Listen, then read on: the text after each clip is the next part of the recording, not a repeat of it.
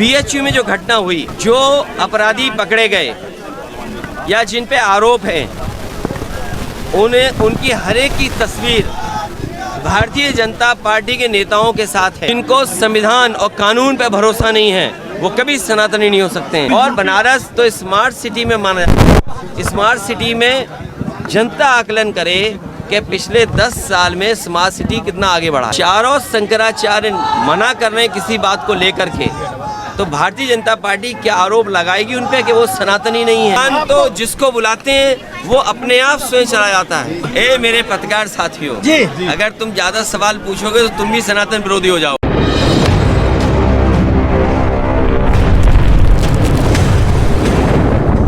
BJP ने जनता में रखे थे, आज किसी वादे को पूरा नहीं किया। किसान की आय दोगुनी नहीं हुई, कोई भी सपना दिखाएं लेकिन किसानों की आय दोगुनी नहीं हुई। जो लोग ये कहते हैं विकसित भारत बनेगा, क्या बिना किसानों की आय बढ़े विकसित भारत कैसे बनेगा? जो कहते हैं विकसित भारत के लिए काम कर रहे हैं, जब रोजगार बड़े पैमाने पर होंगे तो विकसित भारत कैसे बनेगा? जो निवेश का सपना दिखाया, आज उत्तर प्रदेश में निवेश नहीं आ रहा है। और हमने सबने देखा कि देश के प्रधानमंत्री जी गुजरात में निवेश का आयोजन कर रहे थे। बड़े बड़े उद्योगपतियों ने ये संकल्प लिया उनके सामने कि गुजरात में इन्वेस्टमेंट करेंगे। अगर इन्वेस्टमेंट गुजरात में चला जाएगा तो हमारे मुख्यमंत्री जी जो 40 लाख करोड़ का हिसाब लगा करके बैठे थे, उनके पास निवेश क्या आएगा? तो निवेश आ नहीं रहा। सरकार केवल इवेंट, कार्यक्रम, योजनाओं में पैसा डाइवर्ट कर रही है। और इतना भ्रष्टाचार, इतनी लूट और ज़मीनों पर कब्जा कभी उत्तर प्रदेश में नहीं हुआ जितना बीजेपी की सरकार में अधिकारियों ने मिलकर के बीजेपी नेताओं के साथ किया है। आज अगर भूमाफिया पार्टी कोई है तो वो भारतीय जनता पार्टी है। कोई भी जिला उठा करके देख लो, वहाँ की रजिस्ट्रियाँ उठा करके देख लो, अगर सबसे ज़्यादा ज़मीनों का कारोबार, ज़मीनें कब्जा करने का काम अगर किसी ने किया तो भारतीय जनता पार्टी ने। पोस्ट किया कि उदारवादी और कट्टरवादी भारतीय इतिहास में ऐसा देखा गया है और इसी रुक नहीं पा रहा है, इसका क्या ध्यान दीजिए? बाबा साहब भीमराव अम्बेडकर जी जातिवाद को लेकर के जातियां खत्म हो, और एक समय ऐसा भी था कि बाबा साहब भीमराव अम्बेडकर जी एक सम्मेलन में जाना चाहते थे, लेकिन सम्मेलन में उनको जाने से कुछ न कुछ ऐसा हो जाता जिसकी वजह से सम्मेलन कैंसिल करना पड़ा। उसके बाद उन्होंने उसी भाषण को अपने ऐसे के रूप में एनिमेशन ऑफ कास्ट सबके सामने रखा।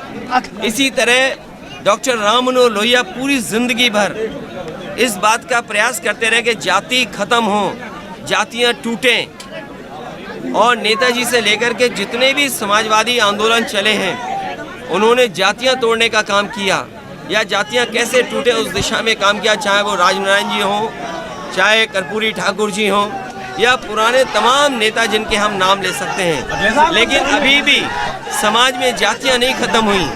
जातियों का भेदभाव ये भारतीय जनता पार्टी ने बढ़ाया है और जानबूझ करके विपक्ष के लोगों को अपमानित करने के लिए तमाम तरह का प्रचार चलाते हैं। जो निमंत्रण देने का मामला है, निमंत्रण भगवान का कौन कैसे दे सकता है?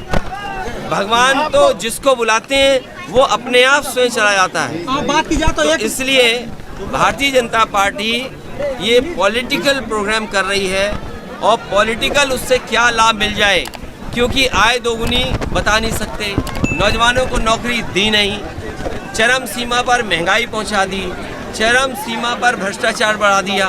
उनके पास जवाब क्या है? इसीलिए इवेंट के बहाने हर चीज को वो भुलाना चाहते हैं। अखिलेश जी, आपको राम मंदिर को लेकर सनातन विरोधी कहा जाता है, आपको आप सनातन विरोधी कहा जाता है आपको। देखिए ऐसा है। ए मेरे पत्रकार साथियों जी, अगर तुम ज्यादा सवाल पूछोगे तो तुम भी सनातन विरोधी हो जाओगे। नहीं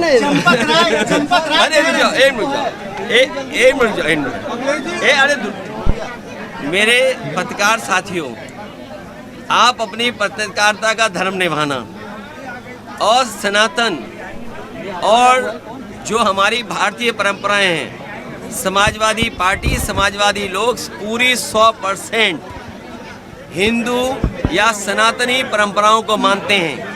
लेकिन आज जब हम विवेकानंद जी को याद करें,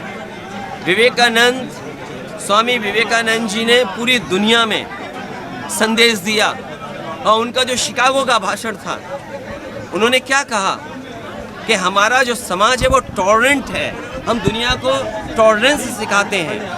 हमने हर एक को एक्सेप्ट किया है, जो भी हमारे भारत में आया हमने उसे एक्सेप्ट किया।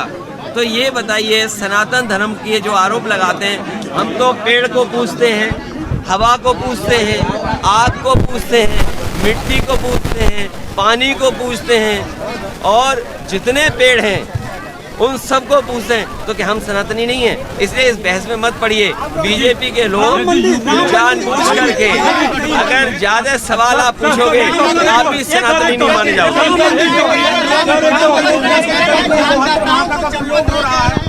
कि अयोध्या में दान देने वालों के गर्दन काट लिए जाते हैं। अगर कोई आता है अयोध्या में तो उसका गर्दन तक काट लिया जाता है। क्यों ये बात है? कन्नौज से पवित्र और चांदी का फूल लेकर पहुंचते हैं। ये जो भाषा का इस्तेमाल, तो इसका मतलब वो खुद सनातनी नहीं है। अगर वो गले काटने की बात कर रहे हैं और जिनको संविधान और कानून पे भरोसा नहीं है, वो कभी सनातनी नहीं हो सकते हैं। हम बाबा साहब भीमराव अम्बेडकर जी, डॉक्टर राम मनोहर लोहिया और नेताजी जो संविधान को मानते रहे, संविधान को हम मानते हैं, लोकतंत्र को मानते हैं। जो संविधान मानता है वो इस तरह की भाषा इस्तेमाल नहीं कर सकता।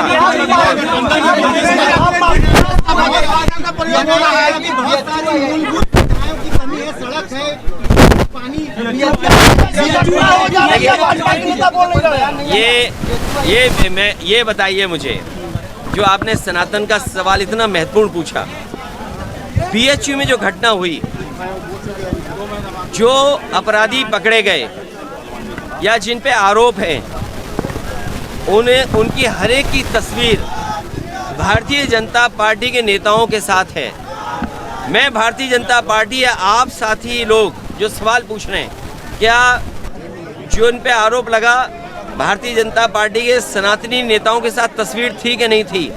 मुख्यमंत्री जी किसी के साथ फोटो नहीं खिंचवाते, लेकिन तीनों अपराधियों के साथ उनकी तस्वीर थी। सोचिए आप, तो क्या ये सजा दिलाने के लिए जो पहले कार्रवाई होनी थी, क्यों नहीं की कार्रवाई? आज सबसे ज़्यादा अपराधी बीजेपी में है। और एक मिनट, ये जो सुविधाओं को लेकर के आपने कहा, आज सर्वे आया है कि कूड़े में, सफाई में शहर कहाँ पहुँच गए। लखनऊ तो बहुत नीचे गिर गया। मुझे नहीं लगता, आंकड़ों में तो बनारस हो सकता ऊपर नीचे दिखाई दे रहा हो, लेकिन सच्चाई में ज़मीन पर देखोगे सबसे ज़्यादा गंदगी आपको दिखाई देगी, सबसे ज़्यादा जानवर आपको दिखाई देंगे।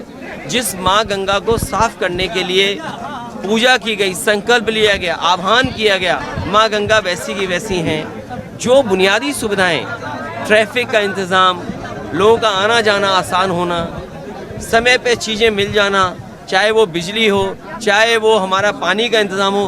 बताओ आप 10 साल में और लखनऊ की सरकार के जो 7 साल पूरे होने जा रहे हैं, क्या सुविधाएं बनारस को मिली हैं? और बनारस तो स्मार्ट सिटी में माना जाता है। स्मार्ट सिटी में जनता आकलन करे कि पिछले 10 साल में स्मार्ट सिटी कितना आगे बढ़ा है।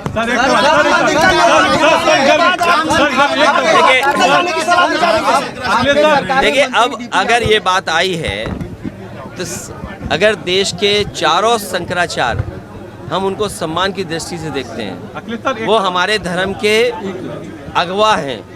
उन्हीं से बहुत सारी परंपराओं, बहुत सारे धर्म की जानकारी हमें मिलती है।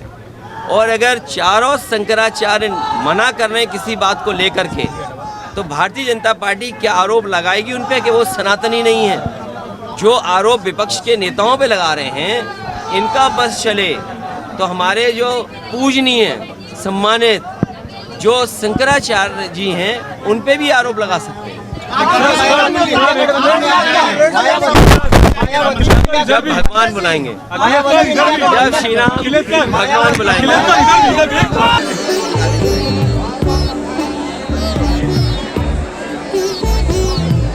भैया हिलो मत, भैया हिलो मत।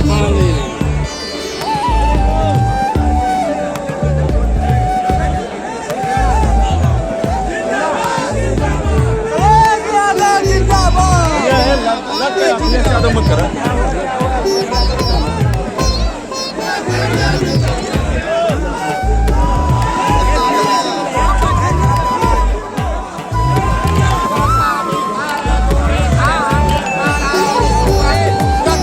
भैया भैया भैया भाई साहब